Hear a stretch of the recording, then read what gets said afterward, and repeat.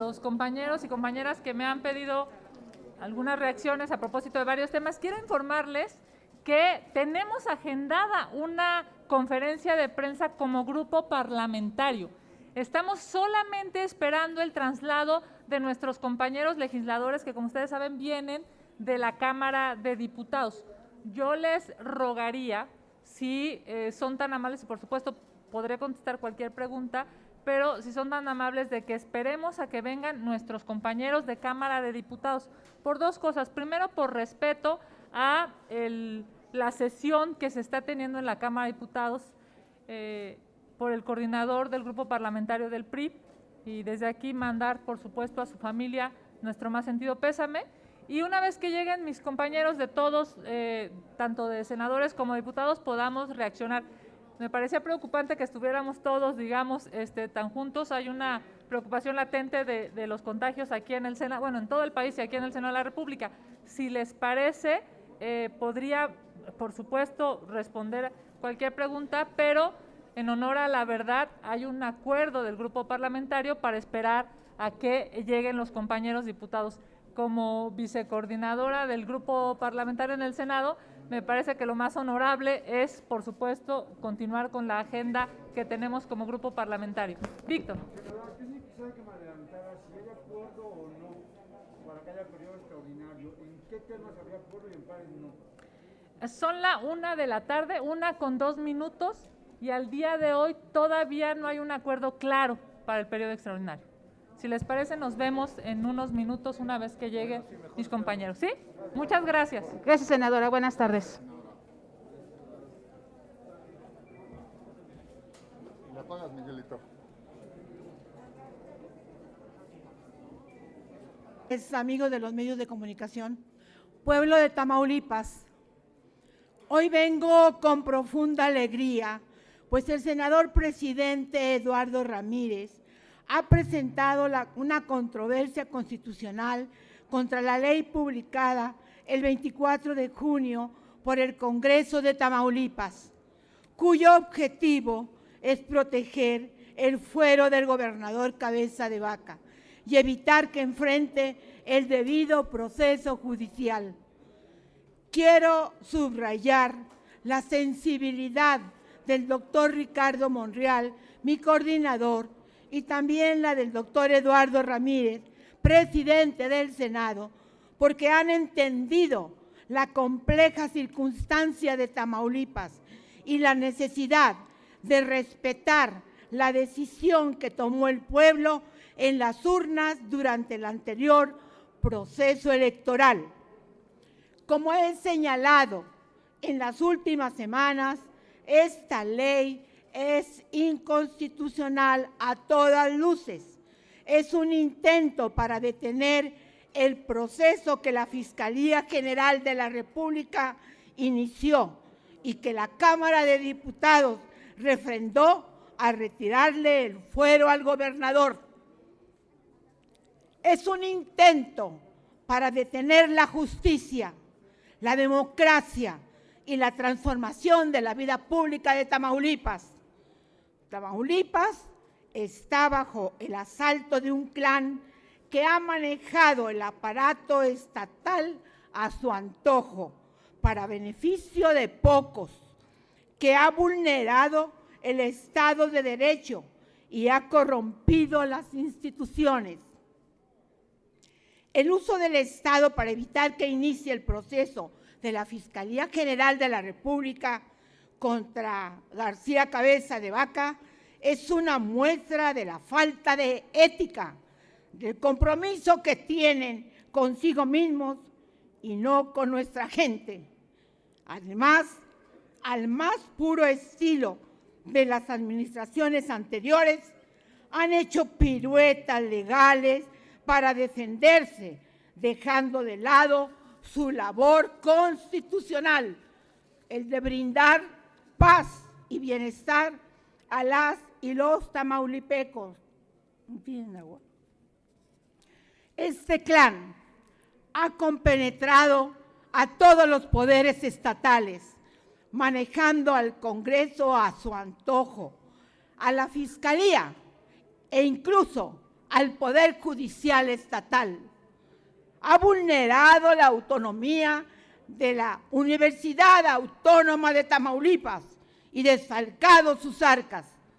No ha sabido enfrentar la derrota del 6 de junio, donde el pueblo tamaulipeco escogió la alternancia, dándole a Morena mayoría en el Congreso local. Esta clase de manejos torcidos de la ley, con tal de anular la rendición de cuentas, debe terminar. Esa parte de la antigua política no se necesita más. El proceso que tiene la controversia constitucional depende de la Suprema Corte de Justicia, la cual definirá si invalida este decreto y mandata al Congreso de Tamaulipas para que legisle en esa materia, en esta ocasión sin contravenir la Constitución Política de los Estados Unidos Mexicanos. Confío en que la Suprema Corte pueda resolver en favor de la legalidad y del pueblo de Tamaulipas. Tamaulipas necesita certeza y legalidad. Es el único modo de salvar a nuestra entidad. Es el único modo de que comience la nueva era de la política tamaulipeca y que nuestro pueblo conozca la dignidad, la democracia y la justicia. Muchas gracias. Senadora, si nos lo permite, tenemos algunas preguntas de los compañeros de los medios. La primera pregunta es del señor Félix Muñiz. Sí, buenas tardes, senadora. Bueno, entonces ya el Senado, a través del presidente de esta asamblea, presentó la controversia constitucional. ¿En qué tiempo consideras que se tenga que resolver? ¿Y por qué el Congreso local, ahora que se integre, no modifica también la ley? O sea, ¿por qué no presentan una iniciativa ya para que se quiten esos obstáculos que ustedes ven para que el gobernador rinda cuentas? Gracias. Bueno, no hay un tiempo, no hay. Puede ser, no sé, depende del trabajo que quieran ellos también o que tengan tiempo. Yo quisiera que fuera pronto, pero yo creo que serían 1, 2, a más, máximo 3 meses. ¿Y el Congreso local no puede hacer nada en tanto? ¿El nuevo que entre? Sí, el nuevo. El nuevo, no podría. No podría porque le anularon esa facultad. Tiene que ser la Suprema Corte. Pero, por ejemplo, ahí el Congreso local no podía exactamente ellos más bien interponer esa controversia constitucional para que les liberen las manos. Pues sí podrían, pero creo que la Suprema Corte de Justicia lo haría más pronto. ¿Alguien más, compañeros? No tenemos más preguntas, senadora. Muchas gracias, muchas gracias. Tamaulipas se los agradece.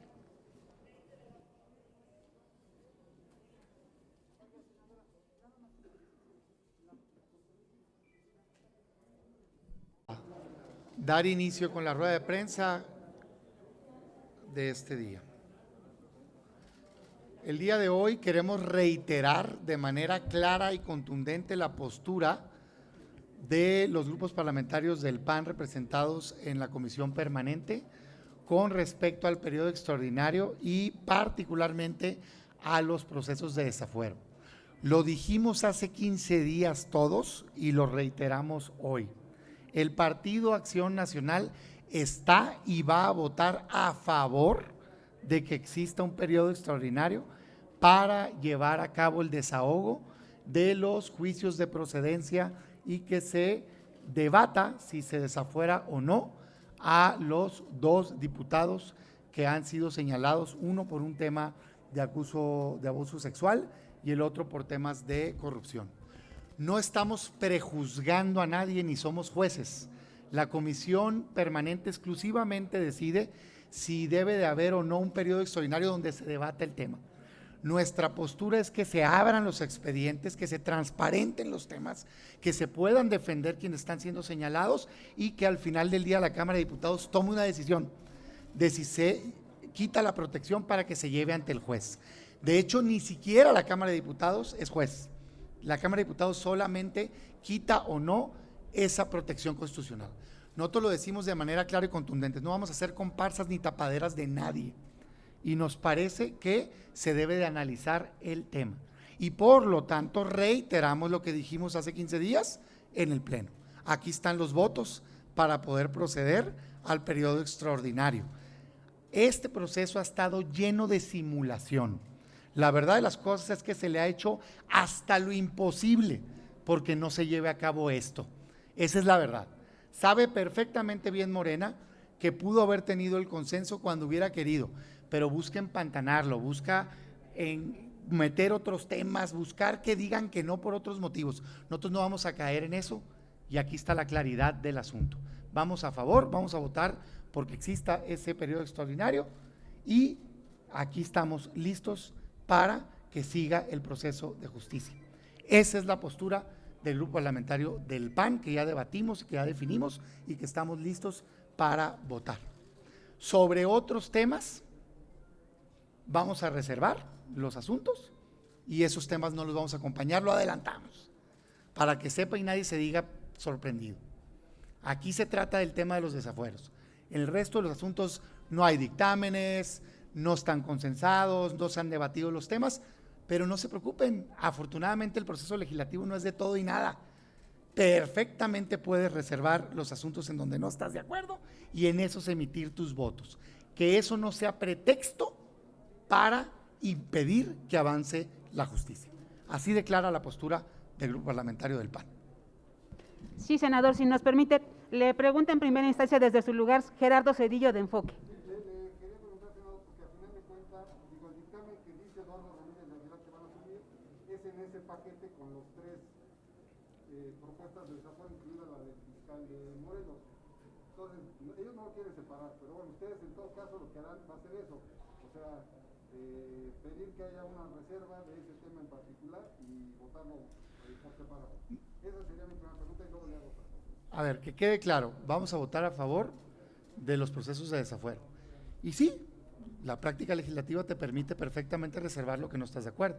Ayer iba a haber otro dictamen, más claro, lo repiten, lo retiran. Todo está hecho para que no pase, hombre. Entonces, yo lo que les digo es, no quieren que pase, díganlo, díganlo. No quieran hacer toda una maroma para engañar y hacer como que sí quieren, pero no quisieron y que la oposición votó. No, nosotros nos vamos a prestar. Aquí está listo, ahí va a estar la propuesta para que se vote exclusivamente los dos temas de desafuero y veamos quién quiere y quién no quiere avanzar. Repetimos, sin prejuzgar. Lo único que estás votando es que existe un periodo extraordinario en donde se debata el tema. Por el bien del país debe de haber transparencia, debe de haber apertura, debe de discutirse este tema completamente. Porque prolongar el asunto, el objetivo es que tenga una composición distinta a la Cámara, hombre. Pues digo, ni que fuéramos niños de primaria y garantizar impunidad. No debe de pasar eso, que se debatan los temas de manera abierta. Entonces, como dijimos la vez pasada, de hecho ya está registrada la reserva, perfectamente puedes reservar los asuntos, incluso dentro de un mismo artículo, apartado tal, lo reservas. ¿En dónde dice que tiene que ser todo o nada? En ningún lado, hombre. Eso es lo que están tratando de hacer indebidamente. Entonces, nosotros aquí, igualito que hace 15 días, sí a los procesos de desafuero. Así de claro. Si Morena no quiere, es su responsabilidad, no nuestra. Y ahora el otro asunto, el presidente del Senado acaba de presentar una acción de inconstitucionalidad contra el Congreso de Tamaulipas, o bueno, contra la ley que aprobó el Congreso de Tamaulipas por el asunto de, que le dice que le da una especie de blindaje a cabeza de vaca. ¿Qué opinión tienen de esto y si es otra vez también meter otro asunto para censar las cosas en el Congreso? No tengo conocimiento de ello, no sé si alguno de mis compañeros lo tenga. Yo pediría poderme enterar para poderte dar la opinión. Y si tiene la facultad, eso es lo que yo quería preguntarle. Sí. El presidente del Senado tiene la facultad, bueno, no sé si lo haga en nombre del Congreso. Claro, tendría que ver qué presentó, pero sí existe la posibilidad, recuerden, tanto en acción y constitucionalidad un tercio, en controversia mitad más uno, en Cámara de Diputados tiene la facultad directa a la presidencia de la Cámara, aquí, hasta donde recuerdo mi memoria, no existe la facultad expresa, pero han interpretado que sí, entonces sería debatible yo creo el tema, pero digamos, no quisiera hablar de un supuesto que no conozco, no sé qué hizo el presidente, si es que lo hizo, no lo sé. Ok, yo me comprometo a ahorita enterarme y con gusto darles una opinión posterior a ello. Adrián Ojeda, CCO Noticias. Senador, senadoras, diputada, mi pregunta es en el sentido de que ayer estaba todo listo y alrededor de las 7 de la noche, 8, echaron para abajo el acuerdo. ¿Qué fue lo que argumentaron en la comisión o qué les dijeron a los legisladores del PAN de la comisión permanente para haber echado abajo cuando ya estaba, pues se puede decir, acordado el dictamen para la situación que ustedes están pidiendo? Absolutamente nada, cuando menos que yo tenga conocimiento. Yo soy integrante de la comisión, simplemente llegó una notificación de que se cancelaba hasta próximo aviso. No sé si en Junta de Coordinación Política vieron algo distinto, entiendo que no. Y lo que se hizo fue subir un tema. Pero a ver, yo otra vez, pues, miren, no hay como hablar de frente. Cada quien puede tener argumentos válidos, alguien, para apoyar o no cierto tema. En este caso, me parece que representa un pacto de impunidad. Y yo no estoy dispuesto, y nosotros no estamos dispuestos a avalar algo así. Pero, repito, sin prejuzgar, pero han hecho hasta lo imposible. No había visto, o no habíamos visto, yo creo, no sé, en los últimos 3 años, tantas maromas para un tema. Es impresionante. O sea, ¿desde cuándo sabemos que quieren ver el outsourcing? ¿Cuándo se anunció eso? Hace 8 días. Tenían que esperarse al cuarto para las 12 para presentar el oficio, para que se subiera el asunto al orden del día. Por favor, hombre. O sea, todo está hecho para generar resistencia. Todo está hecho para que les digamos que no. Pues, ¿qué creen? No se las vamos a comprar. ¿Quieren evitar el desafuero? Vayan y den la cara y díganle a los mexicanos que no quieren proceder. No estén buscando trampas y astucias distintas para lograr que sea la oposición la que diga que no. Aquí no estamos nadie en primaria, nadie nos chupamos el dedo, somos políticos profesionales, gente comprometida con los ciudadanos, que no nos vamos a prestar a este tipo de juegos. Así es que háganle como quieran, pero ahí va a estar el PAN para votar a favor de los desafueros. Así es que cuenten sus votos, porque sí les dan. Nada más precisando el número de votos, se requieren 25 votos para proceder al desafuero. Morena tiene 17, el PES tiene 2, son 19, el PAN tiene 6, son 25. Entonces, entre Morena, PES y PAN podemos tener los votos, suponiendo que otros partidos no quisieran, o si ya se suma toda la oposición, pues no necesitamos ni siquiera andar contando votos, se obtienen de manera inmediata. Y creo que el gran problema que tiene Morena es su doble discurso, porque se la ha pasado hablando del tema de la corrupción, se la ha pasado diciendo que en este gobierno no existe impunidad, y lo que se pretende hacer al no someter al desafuero, un supuesto fuero que ya no tenemos, por cierto, ¿no? Se llenaron la boca diciendo que ya no había fuero, y resulta que siempre sí hay fuero, porque es obvio que nosotros dijimos que no se había quitado el fuero. Pues procedamos a la votación y ya. Muchas gracias. Félix Muñiz. Sí, buenas tardes, senadores. Pues como que también queda en la duda y volando ahí lo que están comentando, sí o no va a haber extraordinario, una. Y si hay extraordinario, que lo proponga Morena, porque son los que mandan, con todos los temas que suban lo van a aceptar. No, a ver, estamos siendo bien claros y lo estamos diciendo adrede antes, que no existan sorprendidos. Lo dijimos hace 15 días, lo mantuvimos en el Pleno, votamos en consecuencia en comisiones y hoy estamos en la misma postura, es idéntica. O sea, hemos sido consistentes. Vamos a apoyar exclusivamente los desafueros. No vamos a… Puedes votar separado. Para eso existen las reservas. No vamos a aprobar ningún tema que suman ahorita. andan diciendo que quieren sumar, que si el outsourcing, que si no sé qué, nada, por una sencilla razón, dos razones. Primera, no hay dictámenes, no se ha visto el tema, no está listo, ni siquiera ha habido comparecencia, por ejemplo, en función pública, es mañana, ¿no? Y la segunda es una desconfianza que generó Morena. Las acciones tienen consecuencias en política y en la vida. Y se han agandallado de la buena fe que ha existido de ver temas. Entonces ahorita hay una legítima preocupación de que puedan querer meter goles. Así es que nada, lo decimos para que no salga ni un tema. Vamos a apoyar en este momento. En el futuro puede haber consensos, tendrá que haberlos, pero en este momento ni uno, ¿no? En que no se haya visto, consensado, platicado. Pero ahorita el tema central es el desafuero. Aquí están los votos del PAN para apoyar el extraordinario, para el proceso de desafuero. Entonces, pues ya que digan claro, hombre, si quieren poner pretextos o le quieren entrar al tema, porque todos dicen que sí. Morena dice, no, sí queremos avanzar. Y luego, hijuela, ¿cómo hacen esfuerzos para que esto no avance? Entonces, pues fuera máscaras, ¿no? Y repetimos, ni siquiera estamos marcando postura específica de cada uno de los casos. O sea, tendrán que analizarse en la Cámara de Diputados con el expediente, ¿verdad? No estamos prejuzgando nada. Y una precisión, la tercera ola no será motivo o pretexto para decir no se puede. Aquí están los votos del PAN. ¿Quieren sesionar? Sesionen, votamos, aprobamos.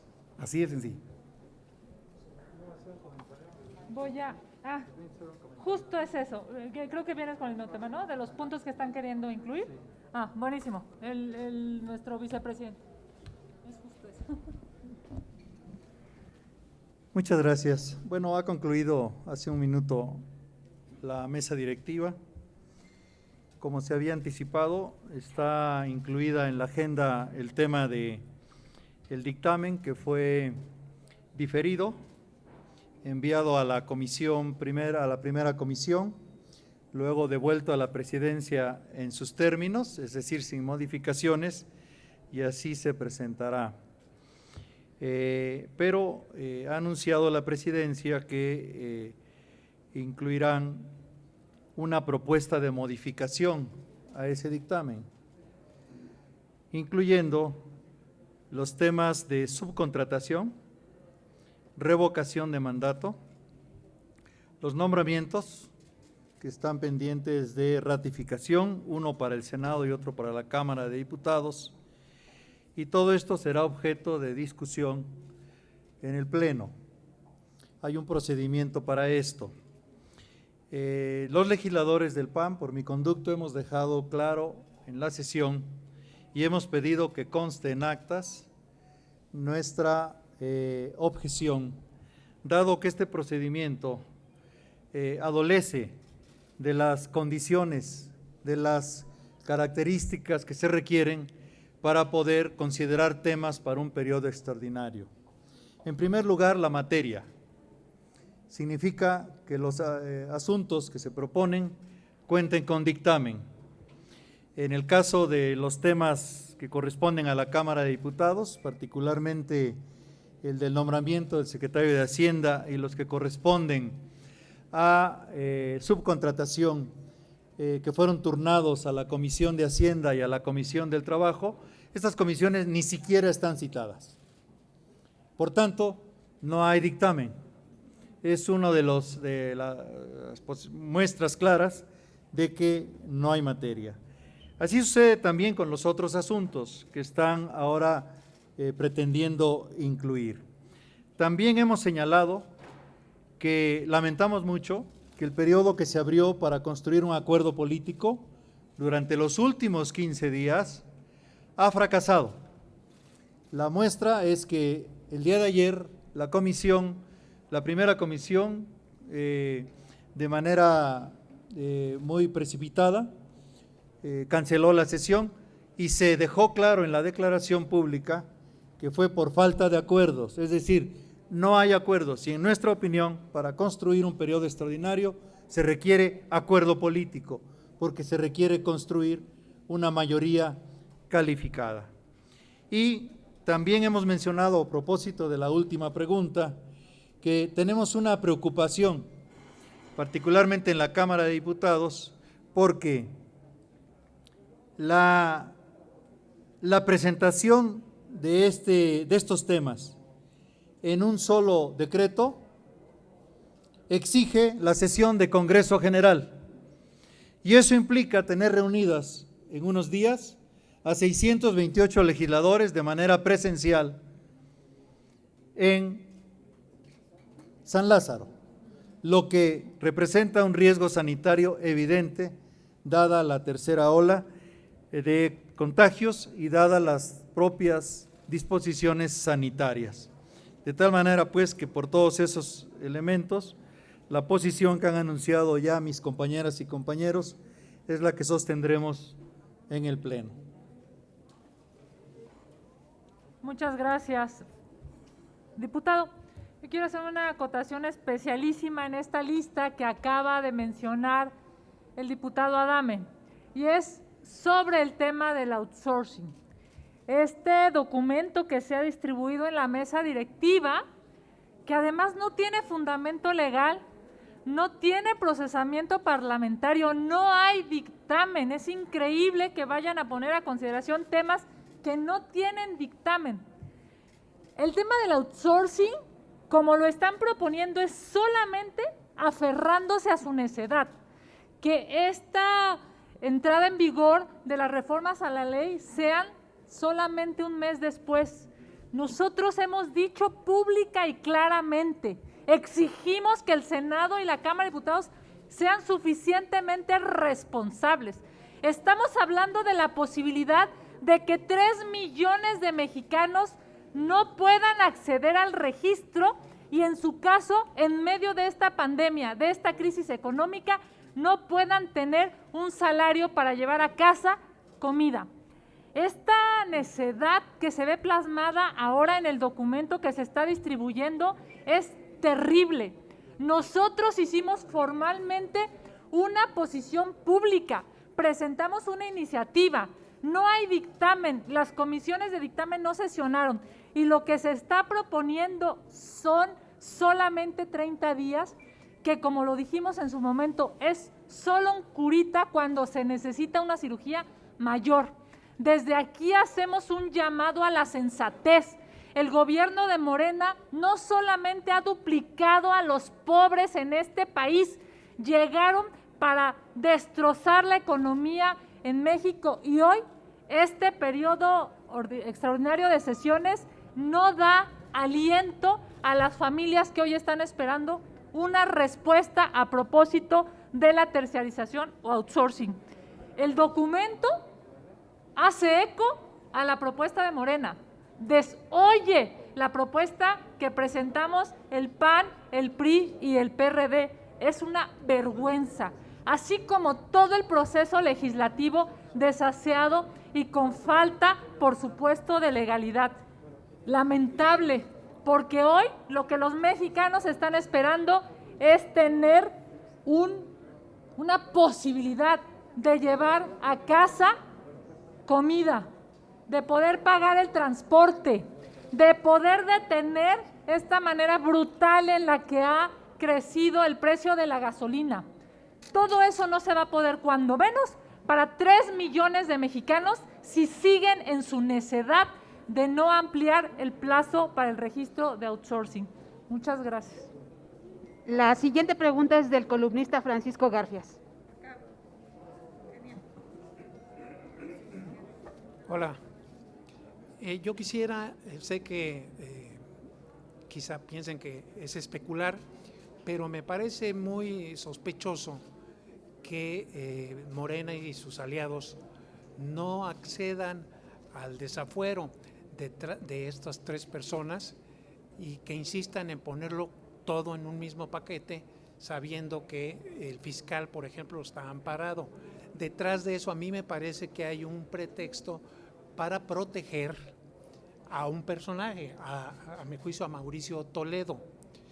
Yo me he preguntado por qué esa defensa de Toledo y he especulado en mi cabeza de que pudiera ser porque el PT los está presionando para que no lo desafueren a cambio de que le den los votos sin problema en el presupuesto que está por votarse. Entonces yo quisiera un comentario de ustedes sobre qué hay detrás de toda esta negativa tan insistente que verdaderamente los pone mal frente a la opinión pública, porque parece que están protegiendo a un pederasta y a un corrupto.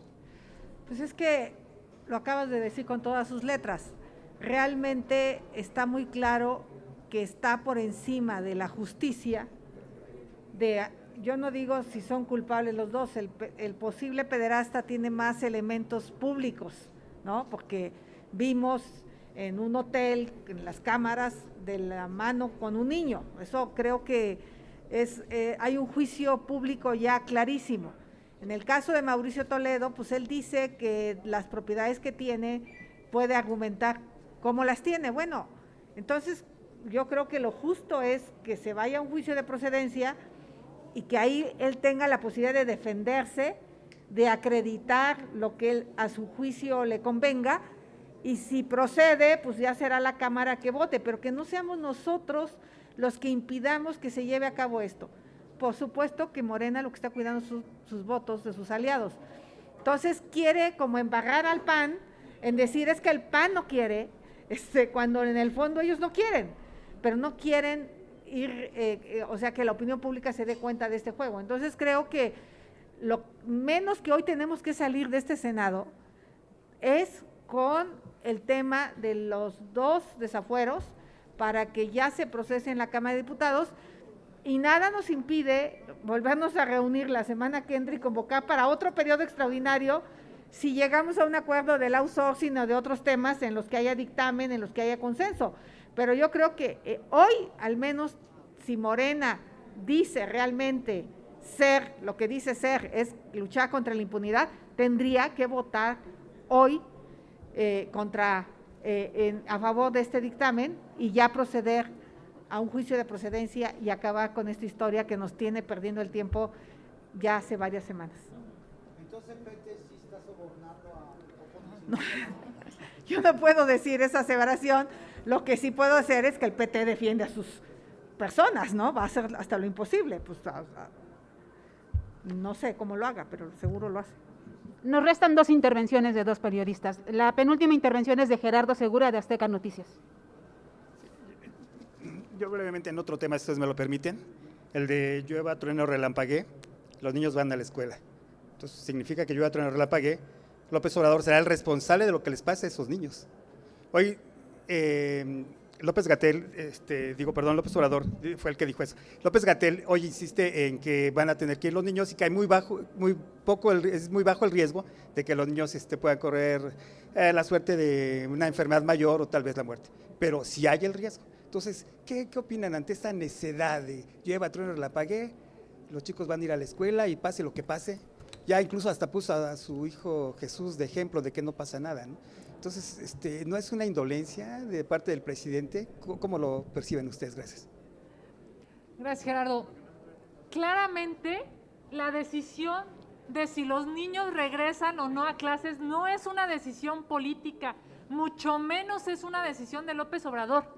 Tiene que ser una decisión técnica desde una prioridad y es salvar vidas.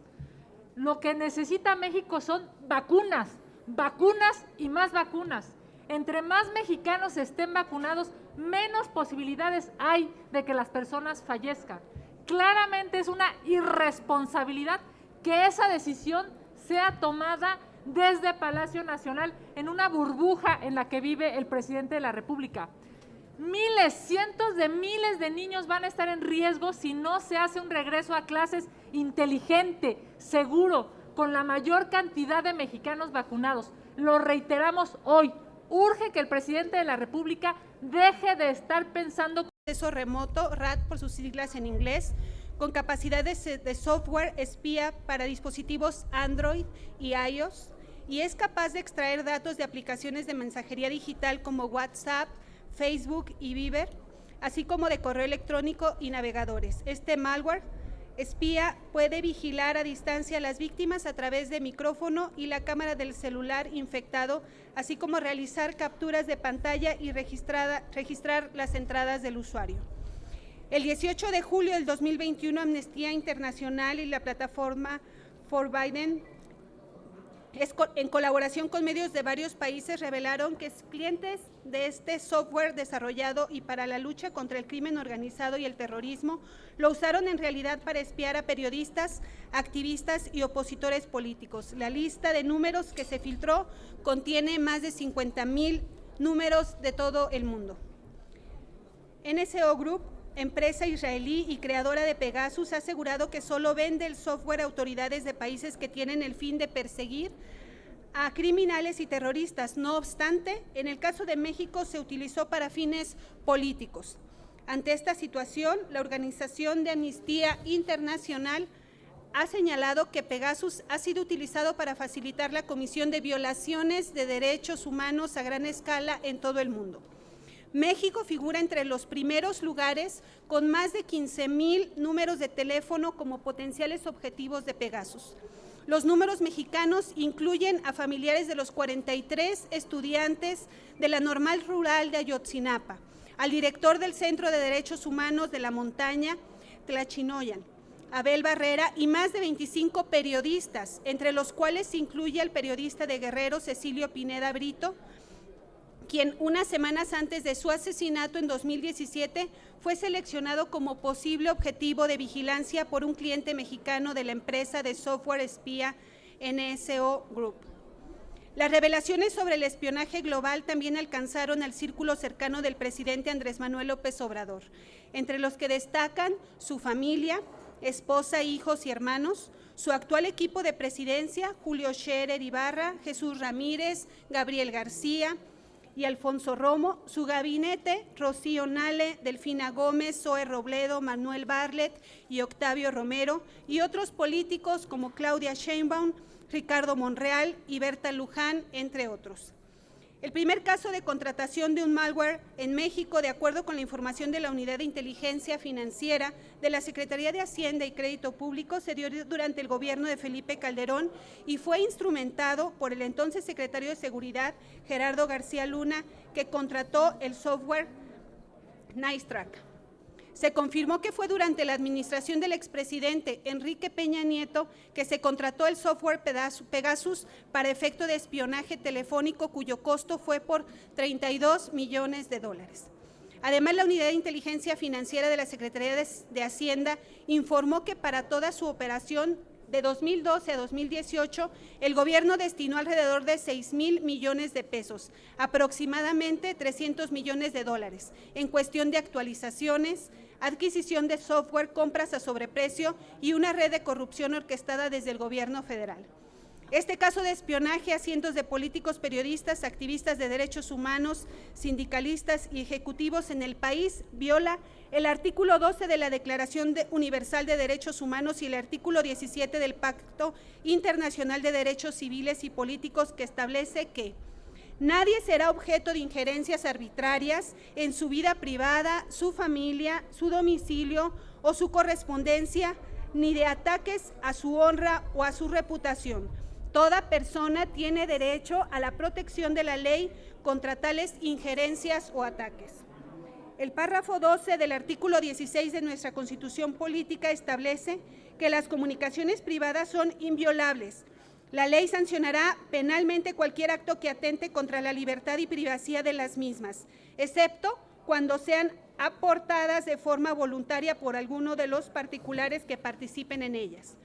Mientras que el párrafo 13 del mismo artículo manda que exclusivamente la autoridad judicial federal, a petición de la autoridad federal que faculte la ley o del titular del Ministerio Público de la entidad federativa correspondiente, podrá autorizar la intervención de cualquier comunicación privada.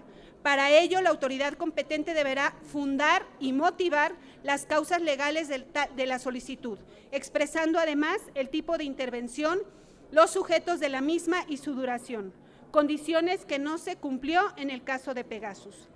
Por su lado, el artículo 177 del Código Nacional de Procedimientos Penales considera el espionaje como un delito grave. Y a su vez, el artículo 177 del Código Penal Federal señala que a quien intervenga con comunicaciones privadas sin mandato de autoridad judicial competente se le aplicarán sanciones de 6 a 12 años de prisión y de 300 a 600 días de multa. La ONG Amnistía Internacional ha urgido al gobierno israelí a revocar las licencias de exportación que ha concedido a NSO Group debido a el riesgo que los softwares de espionaje presentan para los derechos humanos. En conclusión, es necesaria la creación de una comisión especial que dé seguimiento a las investigaciones de la FGR relativas a los casos de espionaje a través del software Pegasus durante la administración anterior, cuyo objetivo resulta violatorio y sancionado por nuestro marco jurídico. Es preciso que la sociedad mexicana conozca a fondo todo lo relacionado con el proceso de compra de software multicitado, el mantenimiento y también los fines que se dio a dicha información. Por ello es necesario que exista información objetiva y pueda ser dada a conocer a la opinión pública y sobre todo se sancione ejemplarmente a quienes hayan realizado esta adquisición, hasta quiénes y cómo se utilizó esta información y con qué fin. Como los resolutivos del punto de acuerdo al inicio citado, están pues la creación de esta comisión de investigación, comisión especial de investigación, para coadyuvar a dar seguimiento a las investigaciones de la FGR relativas a este tema, además que se contempla también la transición del cambio de legislatura con el objetivo de clarificar a la opinión pública y, por supuesto, sancionar a quien corresponda por esta grave violación de derechos humanos, como se ha explicado ya. Si nos permite, diputada, les pregunta Félix Muñiz, de Punto Aéreo. ¿Qué tal, diputados? Muy buenas tardes. Bueno, por lo que entiendo, este software sirve para sí espiar al crimen organizado. Y parece ser que a ellos no se les espía, porque no tenemos a las cabezas, que de repente surgen uno por Tabasco, otro por Sinaloa, y nadie sabe quiénes son, teniendo esa inteligencia. Entonces yo les preguntaría, quien desvió la función de este software ya tiene de por sí una especie de sanción o de castigo, porque si se compró para espiar al crimen organizado y sale que resulta que estaban espiando a periodistas y a López Obrador y a quien se les ocurría, si quien dio ese cambio ya tendría una sanción, y si no sería necesario más bien en una ley regularizar ese software para saber quién lo puede nada más controlar y quién lo puede manejar. Porque si lo compra cualquier compañía y vende ese software, pues cualquiera puede espiar a quien se le dé su regalada gana. Y entonces también se habla, hace unos días que ya estaban citando a comparecer a Enrique Peña Nieto y la Fiscalía dice que no lo puede citar. ¿Quién lo protege a Peña Nieto si es que él fue el que cambió este software? Gracias. Gracias. Efectivamente hay una investigación en curso, por eso es que nosotros como representantes populares demandamos también coadyuvar en esta investigación. Efectivamente hay una necesidad de regular con mayor precisión, sin embargo, la violación que se hace ya en estos momentos por la intromisión en la vida privada de personas que no está sustentado, no está motivado y fundado, como lo dice bien los párrafos que acabo de leer, es ya una violación de derechos humanos grave y por supuesto que se tendrán que fincar responsabilidades. Sin embargo, en este momento lo que hay no da para una citación, pero a eso queremos llegar, a que se cite, a declarar y en su caso se sancione a personas que hayan participado de este desvío del uso original que tiene este software, que haya, por supuesto, mayor regulación para quién puede o no desviar la utilización de este software y sea quien sea que pague las consecuencias. Pero nada más una presión, pero entonces el software no debe de desaparecer, se debe de mantener para supuestamente localizar al crimen organizado, que ya quisiéramos que nos den resultados. Es correcto, debería de potenciarse su utilización con el recurso que se está invirtiendo para perseguir personas defensoras de los derechos humanos, periodistas, debería de utilizarse para la delincuencia organizada, como bien lo precisas. Sobre este tema ya no hay más preguntas. Muchas gracias. No sé si quieren agregar algo. ¿No? Bien. Bien, el segundo tema al que les agradezco que hayan atendido la invitación que les hacemos es acerca del programa de verificación obligatoria llamada verificación responsable que se va a implementar en el estado de Jalisco a partir del 1 de agosto. Lamentablemente, cada vez tenemos más evidencias de que tenemos un gobernador que desprecia la Constitución. Exigir a las y los mexicanos residentes de los demás estados de la República Mexicana y de la Ciudad de México un documento denominado pase de estancia temporal cada vez que en su vehículo automotor registrado en otra entidad quiera transitar por el territorio de Jalisco como turistas, como estudiantes, como hombres o mujeres de negocios, trabajadores, comerciantes o por cualquier otra razón, incluidas las razones médicas, es un magno atropello a lo que establece la Constitución General de la República. Enrique Alfaro pareciera que sueña con su propia república. El sábado 10 de julio del 2021 se publicó en el Periódico Oficial de Jalisco el acuerdo del gobierno estatal por el que a partir del 1 de agosto de este año se exigirá a las y los mexicanos que residan en cualquier otra entidad de la patria cuyo autotransporte esté registrado en su localidad, tramiten y obtengan de la autoridad jalisciense un documento denominado pase de estancia temporal. Si desean, si necesitan o están obligados a entrar a transitar por el territorio jalisciense. Todos ellos deberán tramitarlo y obtenerlo.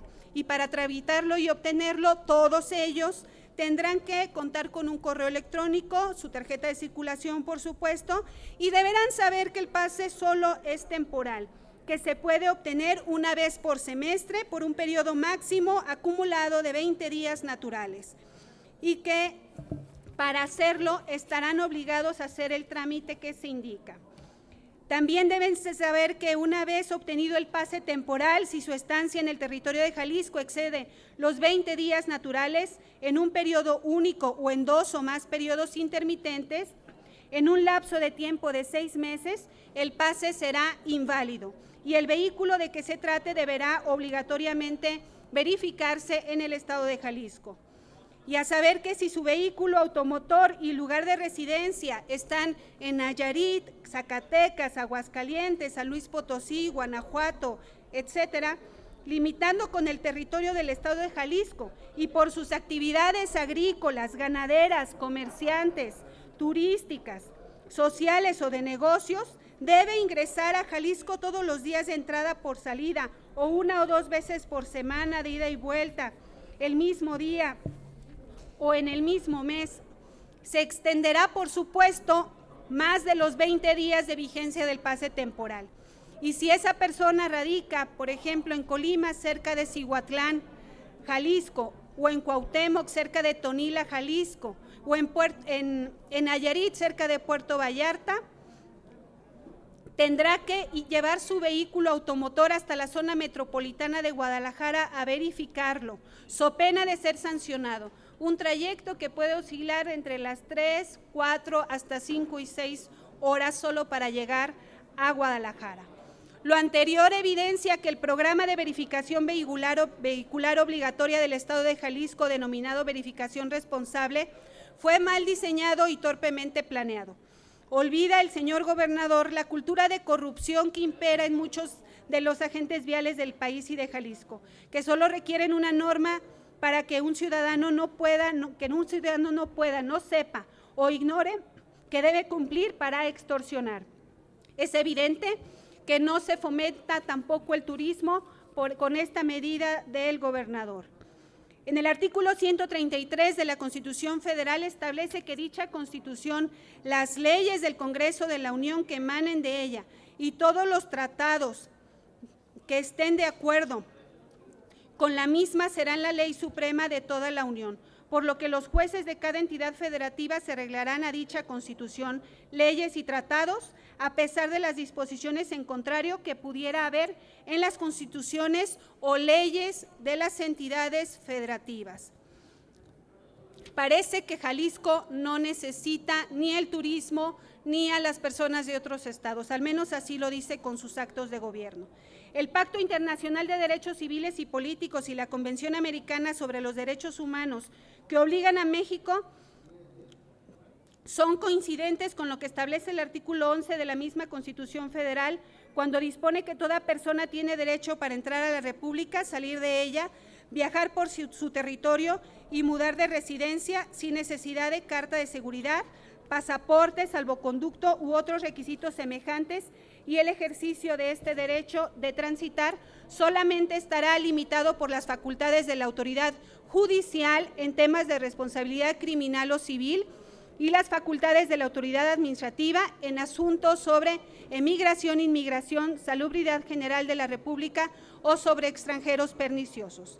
Entonces, si no se está en el supuesto de responsabilidad criminal o civil o en asuntos sobre inmigración o los antes dichos, no se puede ni debe restringir ni limitar el derecho humano de transitar en una entidad, de una entidad a otra en la República, ni se puede ni debe de exigir carta de seguridad, pasaporte, salvoconducto u otro requisito semejante para dicha finalidad, como es el caso del pase de estancia temporal, que ahora por virtud del citado acuerdo se exige en Jalisco. Los alcances extraterritoriales del acuerdo por el que se emite el programa de verificación vehicular obligatoria en Jalisco es una medida irresponsable que viola el derecho fundamental de libre tránsito y pone a Jalisco en una situación vulnerable cuyos efectos económicos y sociales negativos se verán en el corto y mediano plazo. En Jalisco, desde el 2018, nos encontramos con un gobierno estatal incapaz de gestionar por el bien común. Las y los jaliscienses nos encontramos con un gobierno sometido al autoritarismo de un hombre dependiente de la violencia para asegurar la paz y el bienestar en Jalisco. Es por ello que promovemos este amparo colectivo indirecto en contra de tal determinación, que consideramos violatoria de derechos humanos a libre tránsito que establece nuestra Carta Magna en su artículo 11. Dicho amparo, cuyo formato será gratuito y lo pondremos a disposición de todos los ciudadanos que deseen ampararse. Aquí está el ejemplo de los pasos a seguir. Sobre los requisitos que se requerirán para promover dicho amparo, es necesario contar con una copia certificada de la tarjeta de circulación, gracias, copia simple de la credencial del INE, nombre y firma del interesado y una copia impresa del acuerdo por el que se emite el programa de verificación vehicular. Vamos a presentar también en las redes sociales, en nuestra página, esta infografía que explica los pasos a seguir. Es importante tener en cuenta que es para personas cuyas placas pertenecen a otro estado diferente a Jalisco, que tienen necesidad de transitar en Jalisco y que pueden tramitarlo teniendo su copia certificada de tarjeta de circulación, que no requieren ir a ningún sitio, sino solamente entrar en el sitio y descargar el documento, llenar los espacios que ahí corresponden para las particularidades de la persona y presentarlo para poder ampararse de esta medida, insistimos, violatoria de derechos humanos. Buenas tardes. Las circunstancias de nuestro estado han resultado alarmantes, tanto para los expertos como para la ciudadanía en general. Hemos sido testigos del declive y la poca objetividad con la que se nos ha intentado gobernar. Es inaudito que conforme avanza esta administración se establezcan estatutos cada vez más descabellados a partir de las medidas establecidas por el gobernador Enrique Alfaro, que pretende salvaguardar al Estado sobreponiéndose a los derechos de cada ciudadano, como la seguridad, la salud y actualmente la movilidad, siendo este último una violación directa a la libertad de tránsito. Se dice que esta medida pretende reducir los contaminantes en el Estado. Sin embargo, esta problemática es existente desde que el gobernador era candidato y nunca estableció un principio para actuar en su disminución. Así que resulta alarmante que hoy en día pretenda trabajar en un problema que nunca fue sustentado en un plan de trabajo o en los mismos principios que le rige durante su mandato. No estamos en contra de la reducción de los contaminantes, pero sí en medidas que disminuyan la calidad de vida de los ciudadanos. Para crear cambios, no debemos recargarnos en la economía del pueblo y mucho menos violentar sus derechos, siendo este un asunto que compete directamente a la actual administración jalisciense. Por ello, exhortamos a nuestra administración a concientizar sobre sus actos y cómo percuten estos en derechos que están sobre sus facultades. Agradezco la oportunidad de participar en esta rueda de prensa y expresar la preocupación de la población que nos ha conferido la responsabilidad de velar por sus derechos y su seguridad. Gracias. Y si nos los permiten, les pregunta Carlos Guzmán de CMX Noticias. ¿Qué tal? ¿Cómo están? Buenas tardes, diputados, diputadas. ¿Nos puede hablar un poco de este tema? Es importante, ya aquí en la Ciudad de México, los que vivimos aquí en la zona metropolitana, tuvimos una experiencia similar.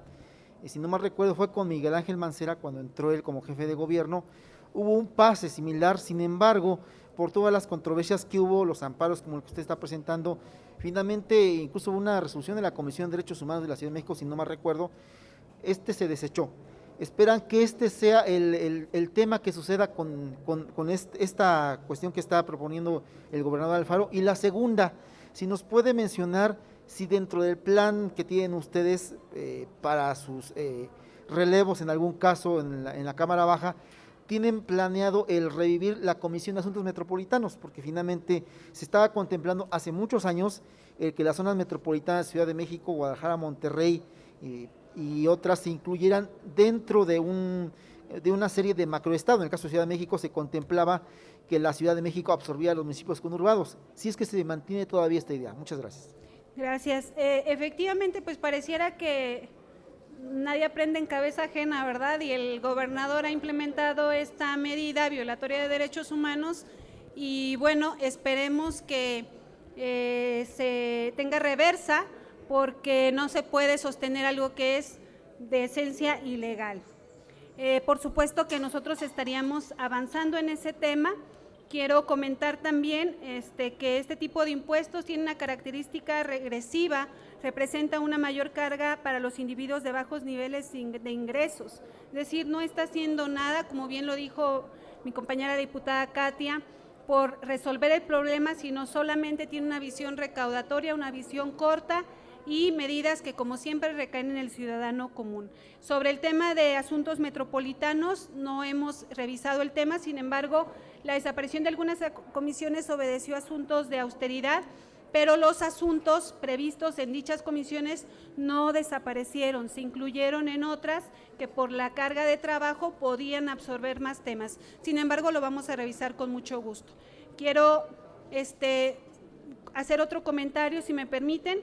El acuerdo por el que se emite el programa de verificación vehicular obligatoria en el Estado de Jalisco es una medida irresponsable que viola el derecho fundamental de libre tránsito y pone a Jalisco en una situación vulnerable, cuyos efectos económicos y sociales se verán cristalizados en el corto plazo y a mediano plazo. Todo lo contrario al pase turístico de la Ciudad de México, en el que lo que se hace es incentivar el turismo porque se exenta del hoy no circula. En Jalisco desde 2018 nos encontramos con un gobierno estatal incapaz de gestionar por el bien común, cuando solo este señor vulnera los derechos humanos esenciales como la libertad de expresión, la libre manifestación y, como en este caso, la libertad de tránsito. Sería todo, no tenemos más Gracias. preguntas registradas. Les agradecemos mucho a los diputados y a las diputadas que nos Gracias. acompañaron. Muy buenas tardes. Gracias, Manuel, gracias.